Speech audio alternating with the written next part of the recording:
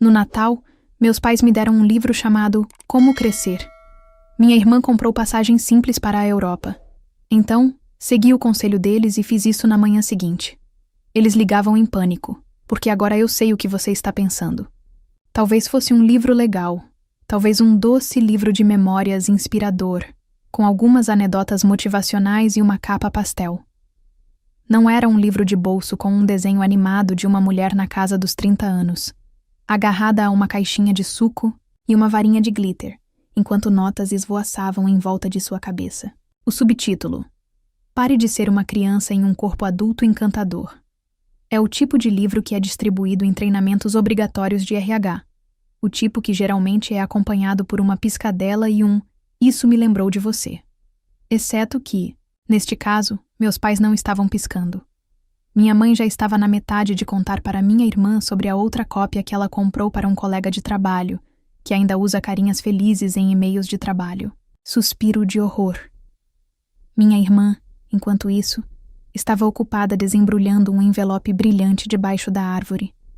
Era grosso, de cor creme, e praticamente brilhava com prestígio. Eu não precisava apertar os olhos para ler o logotipo da companhia aérea impresso no topo. Barcelona. Ela engasgou dramaticamente. Sério. Meus pais sorriram. Queríamos que você tivesse outra oportunidade de expandir sua rede global, meu pai disse, como se estivesse lançando uma missão diplomática e não financiando sua terceira viagem de férias. Desculpe. Viagem de pesquisa de campo do ano. Para desenvolver sua carreira, minha mãe acrescentou. Então, como uma reflexão tardia, ela se virou para mim e disse: "E talvez este livro possa ajudar você a desenvolver a sua." Eu sorri. Faço isso quando estou tentando não chorar, gritar ou cair na gargalhada, de uma forma que possa ser mal interpretada como um sinal de instabilidade mental. Eu queria poder dizer que esta foi a primeira vez que algo assim aconteceu, mas se minha vida tivesse um tema de feriado, seria um Natal muito unilateral. No ano passado, minha irmã ganhou um MacBook para os estudos, e eu ganhei uma lista de tarefas plastificada para organizar a garagem, escrita à mão em quadrinhos. Estou acostumada a ser a última coisa que me vem à mente. Trabalho em período integral em um jardim de infância. É barulhento e pegajoso, ocasionalmente caótico, e ao contrário da minha família, nunca finge ser algo que não é. Eu passo meus dias confortando crianças chorando, resolvendo negociações de reféns baseadas em brinquedos e fingindo que não percebo quando alguém come cola com glitter. Eu também costumava fazer festas infantis nos fins de semana. Animais, de balão, asas de fada, tudo bem. Você é a única pessoa que conheço que possui 6 pares de asas brilhantes e nenhum casaco de inverno, minha irmã uma vez brincou. Meus pais chamam isso de trabalho de palhaço. Embora eu nunca tenha me vestido de palhaço, porque eu respeito a mim mesma e a fragilidade emocional das crianças. Eu não participo mais tanto das festas, não porque eu já não sou mais tão grande, mas porque eu não tenho tempo. A maioria dos meus fins de semana agora são gastos tomando conta da filha da minha irmã, de graça, é claro, porque como minha mãe gosta de dizer, é preciso uma aldeia.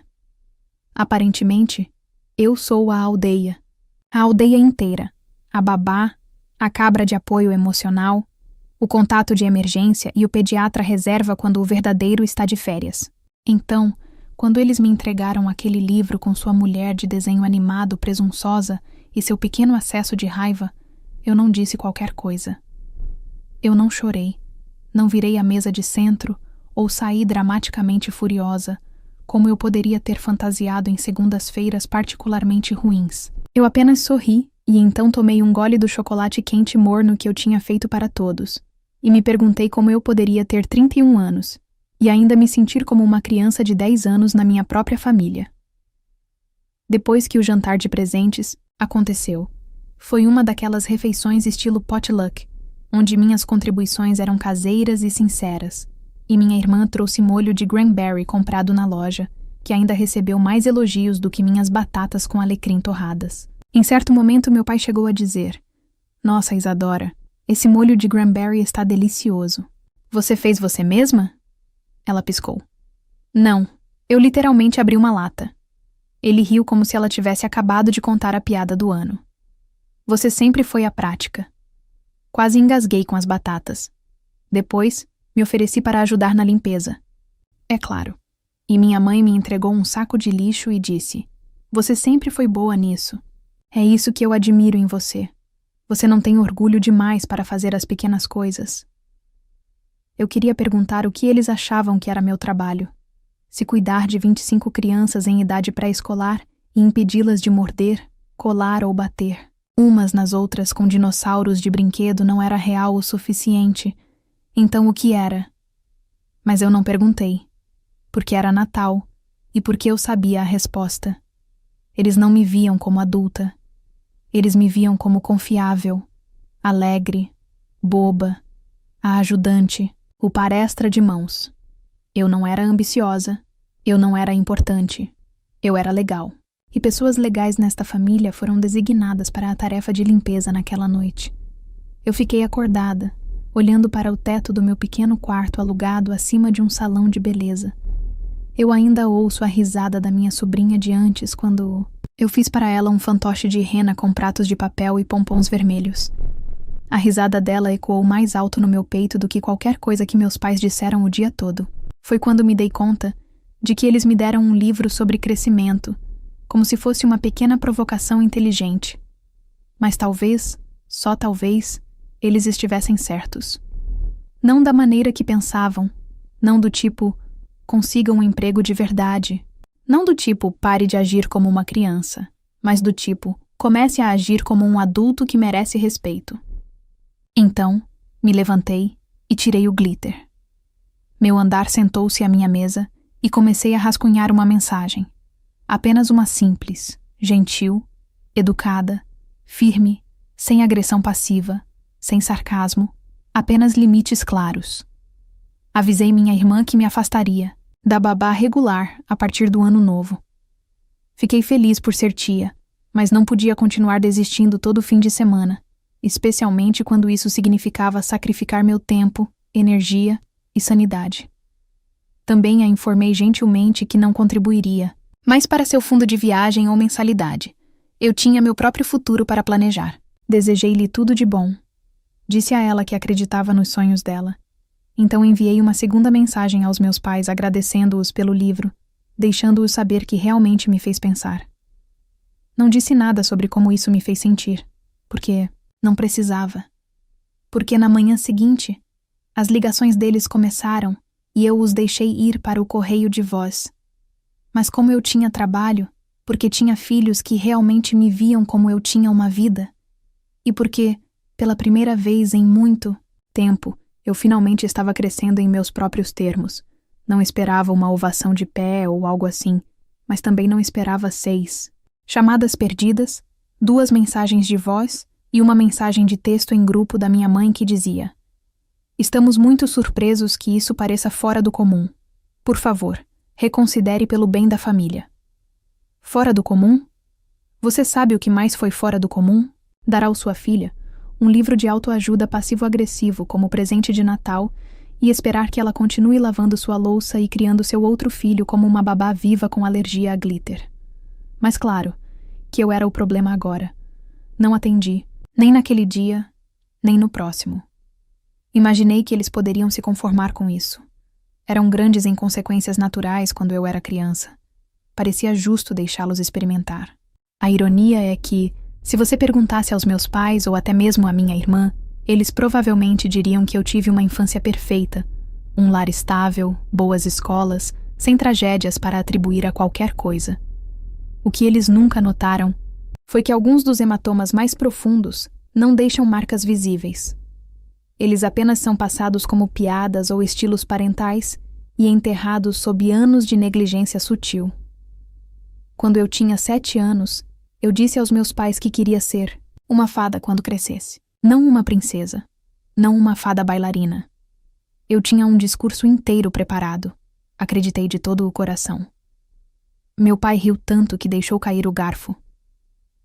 Talvez você devesse tentar algo com seguro odontológico, ele disse. E minha mãe disse: Ela vai mudar de ideia, elas sempre mudam. Eu nunca mudei. O sonho da fada se tornou educação infantil. As asas brilhantes se tornaram shows de marionetes, hora da história e projetos de arte bagunçados que faziam as crianças se iluminarem como árvores de Natal. Mas para elas, era tudo a mesma coisa. Uma fase, um desvio adorável no caminho para algo mais respeitável. Minha irmã Isadora sempre soube o que ela queria. Sucesso, sucesso brilhante, planilha, estruturada, sucesso internacionalmente certificado. Ela tinha uma página no LinkedIn aos 16 anos. Levava os times de debate tão a sério que praticava argumentação consigo mesma no espelho. Ela ganhou prêmios por escrever redações sobre tópicos que não lhe interessavam.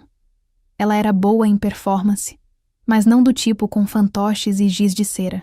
Quando ela disse que queria estudar relações internacionais, meus pais aplaudiram como se alguém tivesse acabado de anunciar que ela havia curado a poliomielite. Ela vai mudar o mundo, eles diziam dramaticamente. Ela conseguiu bolsas de estágio, estágios e bolsas de estudo. E quando elas acabaram, ela me contratou. A princípio era algo pequeno, ajudando a cobrir as taxas do visto de estudante até meu próximo cheque ser compensado.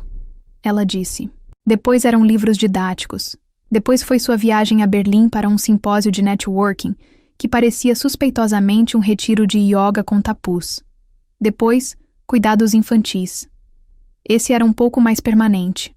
Ela teve seu bebê Mari, 2 anos. Fiquei emocionada. Amo aquela pequena humana como se fosse minha.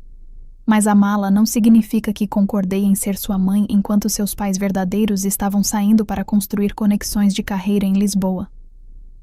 Começou devagar, só por 1 hora, enquanto eu fazia recados neste sábado, para que pudéssemos sair só no fim de semana. Não viajávamos há muito tempo, e de alguma forma, acabou ficando para sempre. Perdi festas de aniversário de crianças no trabalho para poder ficar em casa com Marina. Cancelei datas. Parei de aceitar shows em festas, porque meus fins de semana não eram mais meus. Quando mencionei que talvez fosse começar de novo, minha mãe disse: "Ah, querida, isso não é um negócio de verdade. É como brincar de se vestir." Ela disse isso enquanto eu segurava seu neto, que estava literalmente usando um tutu brilhante e me chamando de tia fada. A ironia passou despercebida para ela, mas a pior parte foi que eu deixei acontecer. Deixei tudo acontecer porque eu pensei que ser bom significava ser bom, significava ajudar, ser necessário, ser útil, mesmo que isso significasse ser invisível. Era para isso que eu tinha sido treinada desde pequena. Quando Isadora tirou um A, eles emolduraram seu boletim. Quando ganhei um concurso de contação de histórias na escola, vestida de dinossauro, eles me disseram para não me exibir. Quando Isadora disse que queria trabalhar com diplomacia, eles esvaziaram o quarto de hóspedes e o transformaram em um escritório.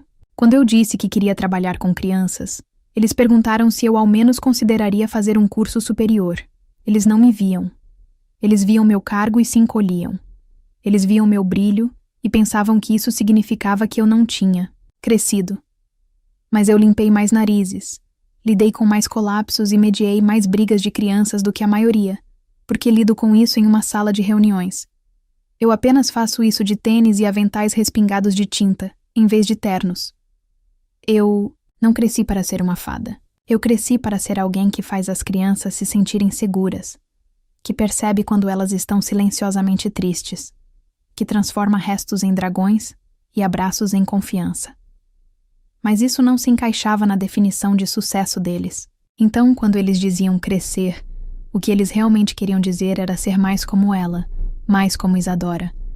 E eu quase acreditei neles. Quase acreditei que ser alegre me tornava infantil, que amar crianças me tornava boba, que ser prestativa me tornava menor. Até este ano, até o livro, até eu perceber que crescer não era sobre ser menos de mim mesma. Era sobre ser mais de eu mesma com limites. Então, comecei a abrir espaço naquela semana depois do Natal. Eu não cuidei das crianças, não me ofereci, nem dei a entender.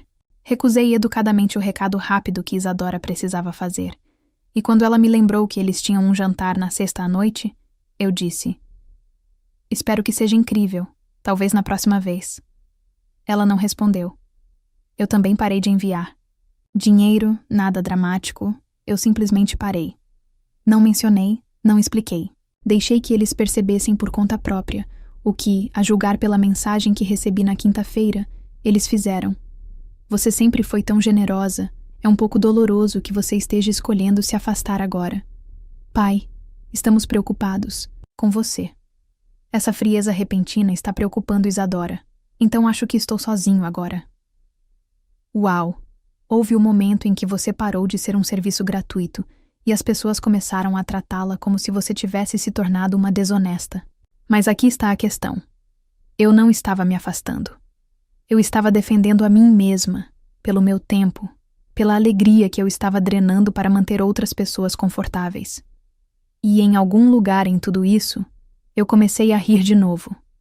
Não um riso falso, não sorrindo através dele, rindo, mas de verdade. Sacuda seus ombros. Alguém disse algo realmente engraçado, tipo de riso. Minha colega de trabalho derramou suco em suas calças e transformou isso em uma aula improvisada, de segurança na água. Um dos meus alunos me disse que me amava mais do que jujubas, mas não mais do que o espaço. Esse tipo de alegria não vem da obediência. Vem da verdade de escolher o tipo de adulto que você quer ser, mesmo que seja do tipo que possui 6 conjuntos de asas de fada e uma planilha para inventário de glitter. O primeiro sinal real de pânico veio via bate-papo em grupo. Tópico, de família. Mãe pergunta rápida. Você está livre neste fim de semana para Marina, Isadora e Caio? Temos um caso. Não deve demorar muito. Me desculpe. Tenho planos. Isadora. Planos ou uma de suas festinhas? Eu também não. Simplesmente não disponível. Pai, isso é decepcionante. Nós realmente contávamos com você. Contava comigo como uma bicicleta mais seca ou um apoio para os pés? Nenhum reconhecimento dos sem fins de semana. Eu já tinha desistido da ideia de que continuaria sendo conveniente para sempre. Naquele fim de semana, fui ao zoológico sozinha. E me diverti muito. Alimentei girafas, comi algodão doce caro e ri alto quando uma criança pequena jogou um sapato no cercado do Mirká e gritou: "Essa é minha oferta." Ninguém me pediu para fazer nada. Ninguém me chamou de infantil. Ninguém me entregou um bebê e disse: "Seja uma boa menina e cuide dela só um pouquinho." Eu nem postei sobre isso. Apenas guardei para mim. É claro que meu brilho pacífico de girafa durou exatamente 36 horas, porque na segunda-feira de manhã cheguei ao trabalho e encontrei 3 chamadas perdidas do meu pai e uma mensagem, de voz que começava com "Estamos profundamente magoados", sempre um bom sinal. Aparentemente, Isadora tentou arranjar uma babá paga para sábado à noite, palavras dela, não minhas, e não deu certo. Algum adolescente com um currículo falso e um piercing no nariz desistiu no último minuto e, em vez de cancelar seu coquetel de networking, ela deixou Marina com o primo de Caio. Primo, abençoe sua alma, esqueceu de trocar a fralda de Marina por 5 horas, ensinou a ela como dizer "dane-se" e deixou ela comer chantilly direto da lata. Meus pais ficaram horrorizados. "Você sabe o quanto de estresse Isadora está passando?" Minha mãe disse.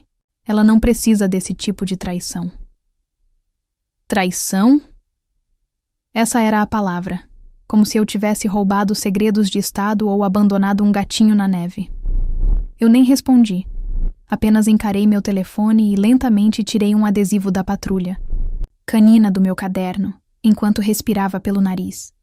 Na próxima vez que Isadora mandou mensagem, não era um pedido, era uma declaração. Isadora, precisamos conversar. Mamãe disse. Você tem estado estranha ultimamente.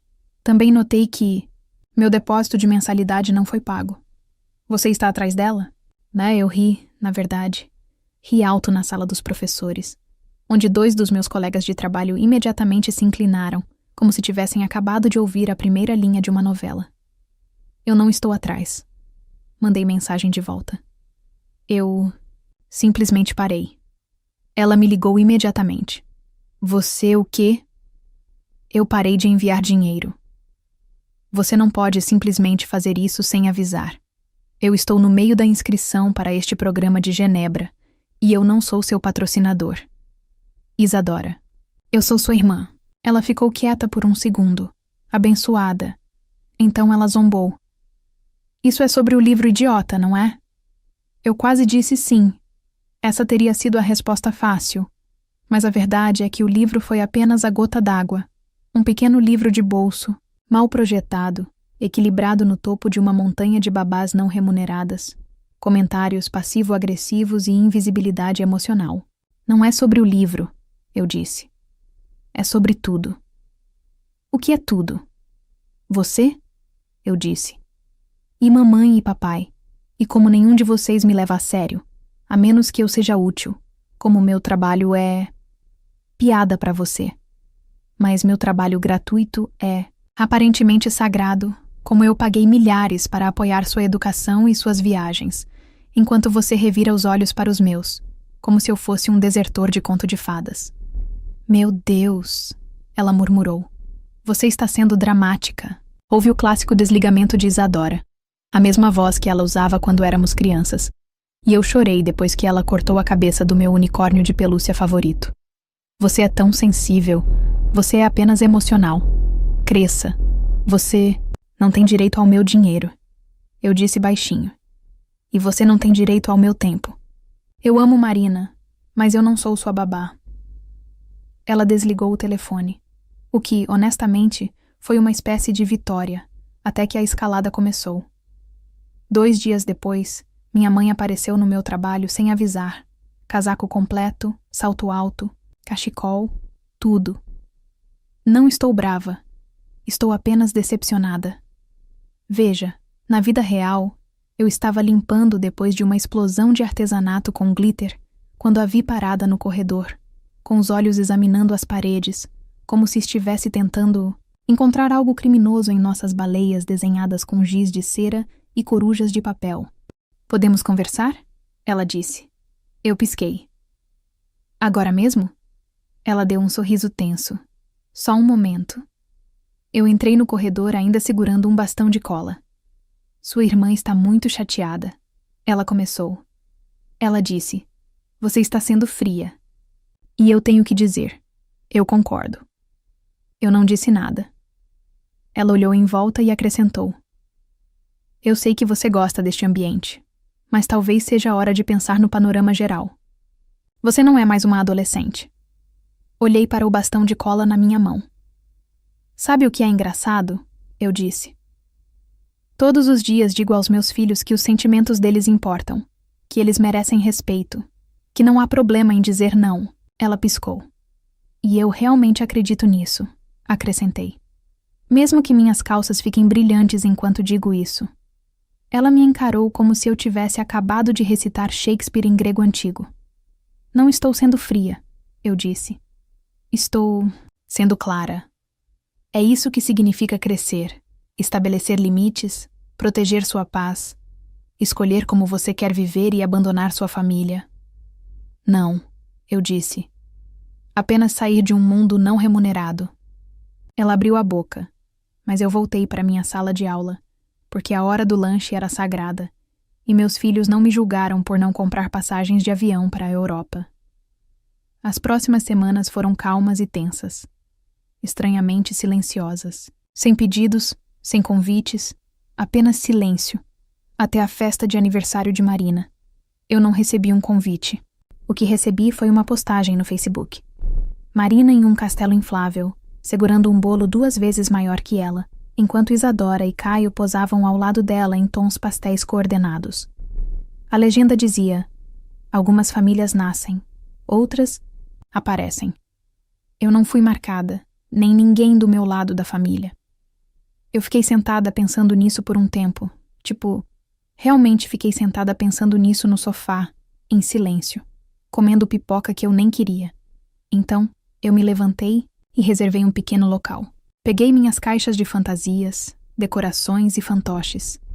Enviei mensagens para alguns pais do trabalho, pedi alguns favores e, no próximo fim de semana, dei uma festa. Uma celebração de aniversário mágica, colorida, caótica e cheia de brilho. Só pra Mari. Só eu e ela. Sem política, sem manipulação. Só o amor dela. Nós fizemos coroas, tivemos um show de fantoches, deixei-a espalhar confete brilhante sem nenhuma restrição. Ela me abraçou tão forte no final que pensei que ia cair. Melhor aniversário de todos. Ela sussurrou. Eu não chorei, apenas sorri e disse: é para isso que servem as tias, sem compromisso, sem culpa, apenas mágica. E desta vez, eu consegui ser o adulto. O problema começou com uma nota de voz de apenas 10 segundos, enviada para Isadora Dupin, iPad de Marina, que ela usava principalmente para assistir desenhos animados e acidentalmente ligar para contatos aleatórios. No fundo, você podia ouvir sua vozinha gritando: festa de fadas, não, festa chata, sem bolo chato. E então, quase inaudível, minha risada. Ela estava encenando seu fim de semana de aniversário, desde que terminou, correndo, por aí com o tutu brilhante que eu dei a ela, segurando uma varinha de glitter, exigindo mais brilhos e perguntando para onde foi o dragão cantor. Eu deveria ter esperado que Isadora não aceitaria bem no começo.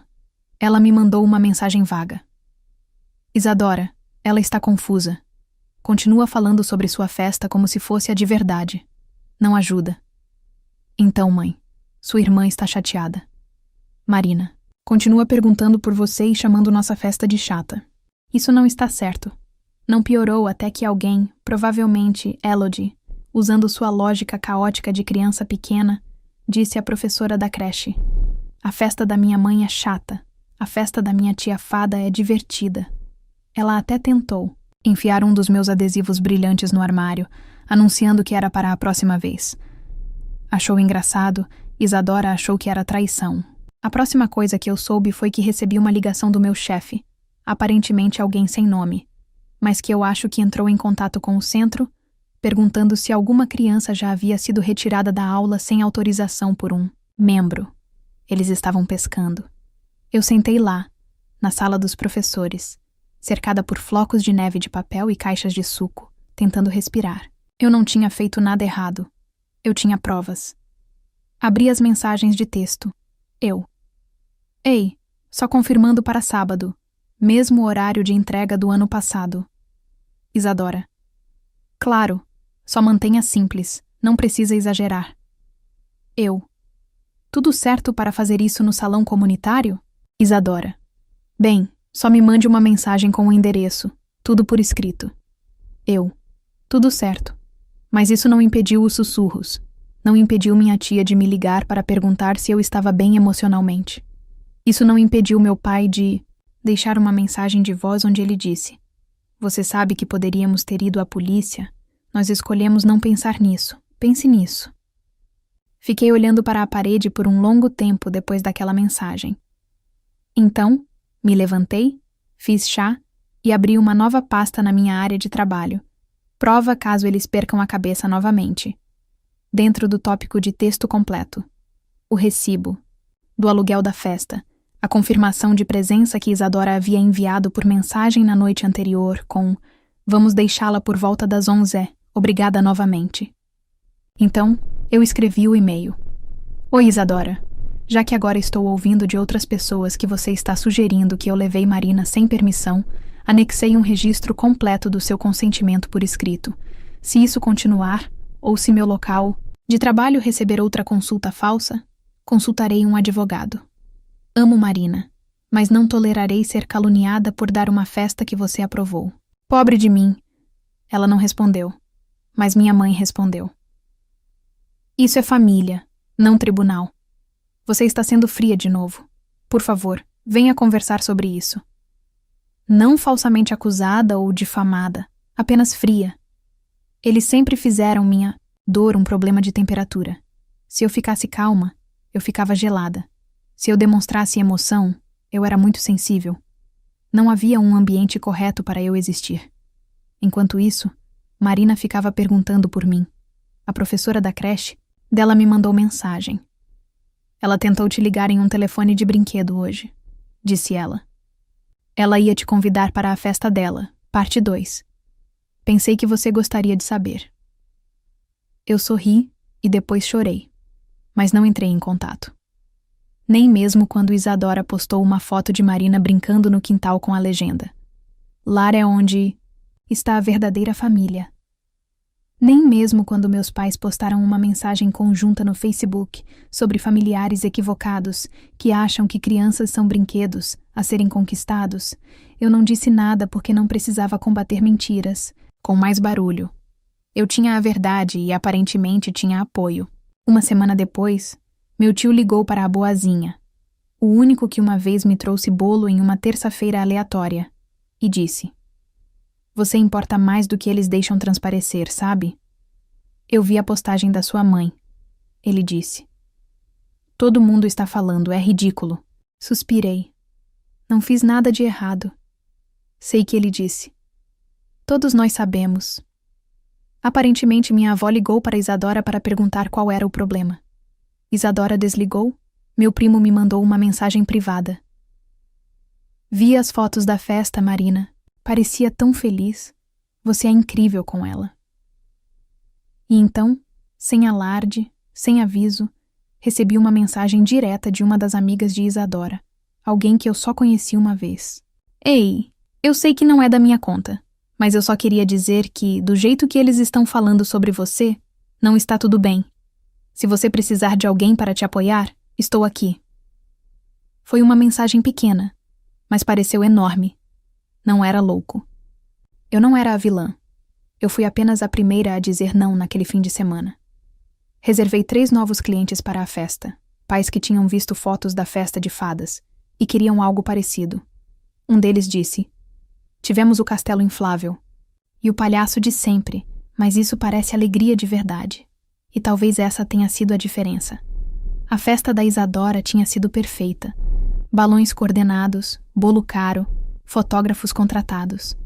A minha tinha sido bagunçada, imaculada, barulhenta, gloriosa e real. Na segunda-feira seguinte, recebi uma carta pelo correio. A letra de Isadora dentro de um bilhete curto. Eu exagerei, fiquei com medo, não gostei que Marina estivesse tão feliz sem mim. "Você não fez nada de errado. Me desculpe, eu entendo se você quer distância, mas se você quiser vê-la novamente, espero que me avise." Eu dobrei o bilhete. Eu não a perdoei imediatamente. Isso leva tempo, mas eu respondi: "Eu amo Marina. Fico sempre feliz em vê-la, mas não farei parte de um sistema familiar que transforma o amor em controle. Para reconstruir qualquer coisa, tem que começar com a verdade." Ela nunca respondeu a isso, mas 3 semanas depois, ela enviou um vídeo de Marina dançando no tutu que eu dei a ela. Ela estava girando, glitter voando por toda parte. No final do clipe, Marina parou de girar, acenou para a câmera e disse: "Eu amo minha tia fada." Eu não chorei. Sorri, porque não precisava mais me defender. Eles tentaram arruinar meu nome, e em vez disso, construí algo mais forte. Já se passaram 3 anos. Marina tem 5 anos, agora é falante, extremamente imaginativa, e atualmente convencida de que é parte unicórnio. Eu a vejo regularmente. Seus pais não gostam exatamente disso, mas permitem porque ela me adora. E até eles sabem que o que temos é real, e francamente, eles precisam de uma pausa. Isadora terminou seu curso eventualmente, mas não foi fácil sem minha ajuda financeira. Ela teve que cortar viagens, recusar alguns programas não remunerados de incentivo à carreira e tirar um empréstimo pesado. Ela lutou no início, fazendo malabarismos com a escola, uma criança pequena e sem mais fins de semana livres, mas ela superou, tropeçou, se adaptou e, à sua maneira, também cresceu. Ela trabalha agora. Não é glamouroso, não é internacional e certamente não é o que ela costumava se gabar nos jantares de feriado, mas é dela. Ela está bem, mas não está mais em um pedestal. Meus pais, mantemos contato distante, algumas mensagens obrigatórias. Eles ainda não entendem. Eles acham que eu exagerei, mas eles também nunca ofereceram um pedido de desculpas de verdade. Apenas silêncio seguido por ocasionais mensagens com sabor de culpa como: Sua irmã está fazendo o melhor que pode. Todos nós sentimos falta de como as coisas costumavam ser. Mas aqui está a coisa. Eu não sei. Minha vida agora é minha. Eu administro uma pequena empresa que faz workshops criativos para crianças. Tenho uma lista de espera para festas de aniversário de 2 meses. Sou regularmente convidada para palestrar em eventos para a primeira infância. Até contratei uma assistente de meio período. O nome dela é Bri. E ela é melhor em fazer animais de balão do que eu jamais serei. Eu ainda uso glitter. Ainda conto histórias. Ainda uso vozes bobas e sujo meu cabelo de tinta, mas agora ninguém chama isso de infantil. Eles chamam de reservado e próspero. E às vezes, eu ainda me pergunto se fui longe demais. Então me lembro de como é tranquilo agora. O que você acha? Eu estava errada em traçar o limite quando fiz ou esperei muito tempo? Me avise nos comentários. E se você já teve que escolher sua paz em vez do conforto deles, clique em curtir e inscreva-se. Acredite em mim, você não está sozinho.